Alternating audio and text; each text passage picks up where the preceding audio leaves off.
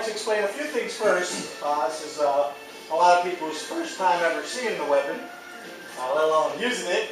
And even people who have used it, they don't really understand all the terminology of the weapon. So I like to give a little history on the weapon, a little terminology so we kind of understand.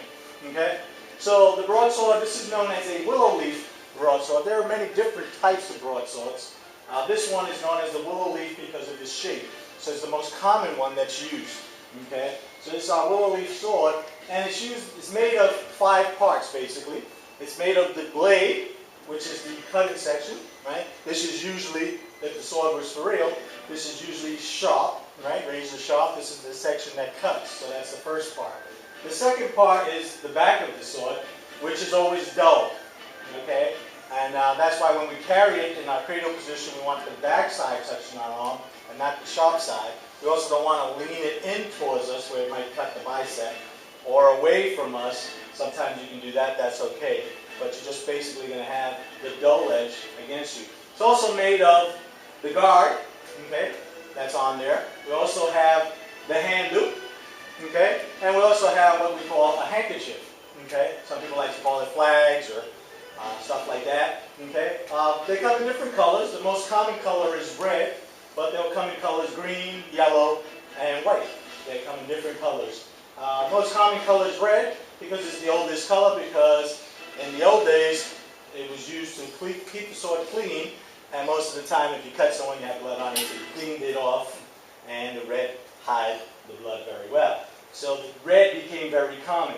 In modern times, no one walks around with a real sharp sword, so we don't cut anybody, so they come in different colors. They come in red, yellow, green, or white, or a combination colors like you guys have, which is these parts all have a name, a specific name, and a specific purpose. Okay? The blade is referred to as heaven. And the reason is that heaven gives and takes away life. So the blade decides who lives and who dies, right? Because it's the cutting part. Okay? The back of the sword is referred to as earth. Okay? Earth promotes, right? So what earth does is promotes the technique. So all techniques start from the back. So we have a lot of techniques that we use where we're going to be using the back of it. Okay? So this is referred to as earth. Okay? The guard is referred to as the parent of the sword. The reason is the parent's job and sole responsibility is to be a protector, right? To protect the kids. So the guard protects our hand, because when we're using it to defend, the way to disarm the person is to attack their hand, because it holds it. As long as his hand is good, he's going to hold on to the sword, right? So when they're doing like long pole stick versus sword, they try to come for the hand. Even sometimes when I defend, we try to slice the hand because we're trying to. What protects us is the guard, okay, or the parent. That's why it's referred to as the parent. The handle is referred to as the king. The purpose of the king is that the king controls everything, right? The king is in control. So your handle is where you have all the control of everything. And last but not least is the handkerchief. And the handkerchief's name is the tutor. And the reason he's called the tutor is because it allows us to determine whether we're doing it correctly or not. It helps us in our technique. What do I mean by that? When we do slicing, we're able to hear, and the handkerchief is able to flow.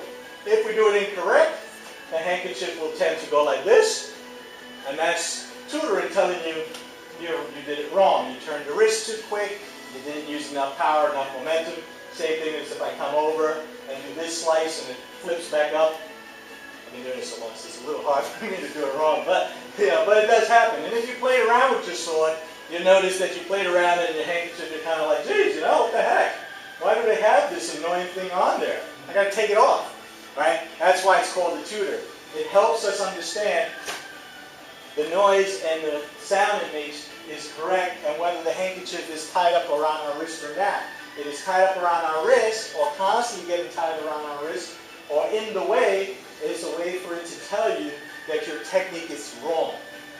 That's why it's referred to as a tutor.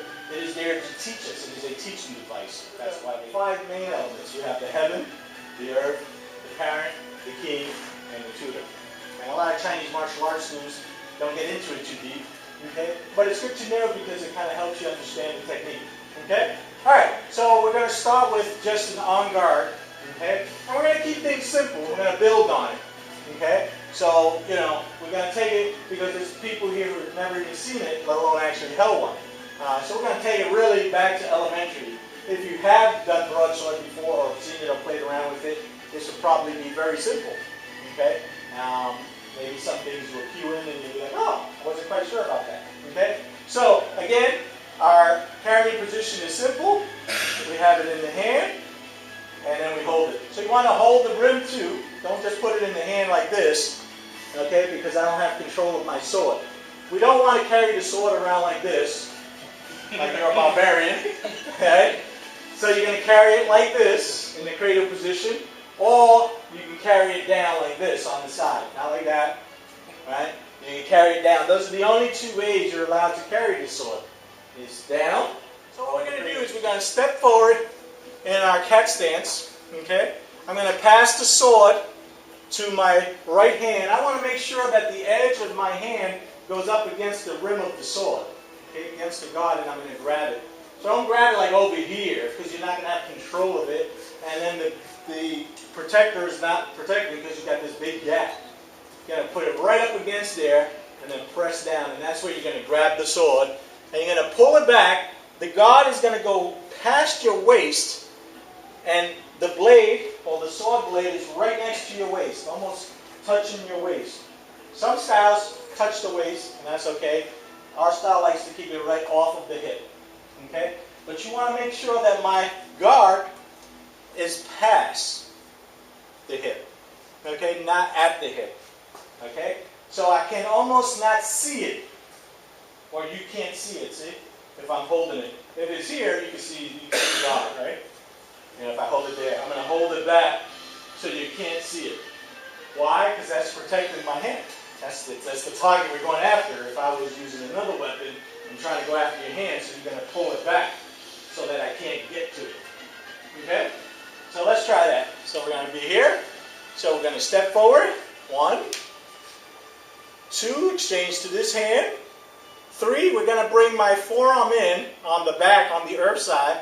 And I'm going to slide it over and bring the hand down as I learn one basic defense. Now you know that the sword, of course, is thick this way and thin this way. So we never block anything with this side because that makes the blade very vulnerable to break the blade.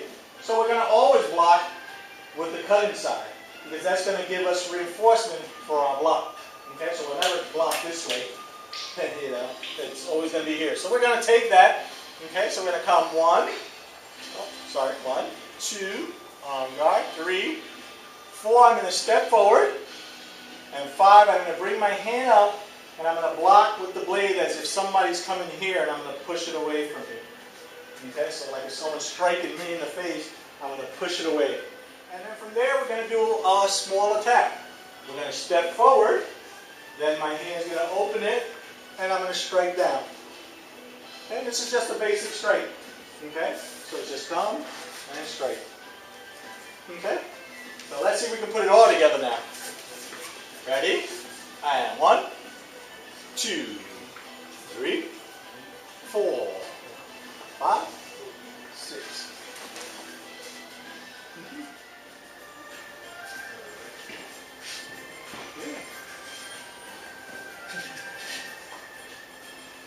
There you go. Alright, some of us are starting to learn how to connect the two. Very nice.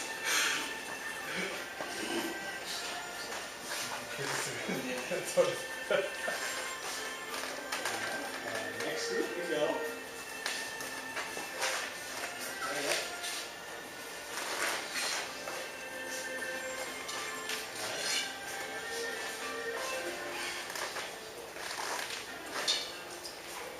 Alright, so as we get better at it, okay, we'll learn to connect the two moves. 1, 2. Okay? We'll learn to just do them all as one. Okay, that's your homework as you practice. Okay, make sure that the hand is in the inside. It's in the inside, so it has no chance whatsoever of getting cut. Don't want to be kind of out here. like that, where you might catch yourself. You want to be on the inside so that you have no way at all of getting cut. Nothing worse than cutting yourself. Right? Is that a lot of times people think the sword is kind of like a reach weapon, but it's really not. It's a close combat weapon. It stays very close to the body. So what does that mean? Is that it stays close here, and then I'm defending. See, it's all very close until I strike out, but it's all close. It's not like, see, that would be very big and far away. Okay? No one did that, so that's very good. All right? Everyone was keeping it very close to the body, and that's key, because broadsword is very close to the body. It does wrap in, and everything stays close to the body. It's a weapon that's close in. Okay? Usually because its greatest enemy is either the spear or stick, which is long. So my job is to cut him down and get in close, because his advantage is length. He can hit me from far away, so he's got more distance than I do. So my job is to get in close where he's weak. So the swords, there's a lot of techniques is based on that very concept. Okay? Very nice today, guys. Good work.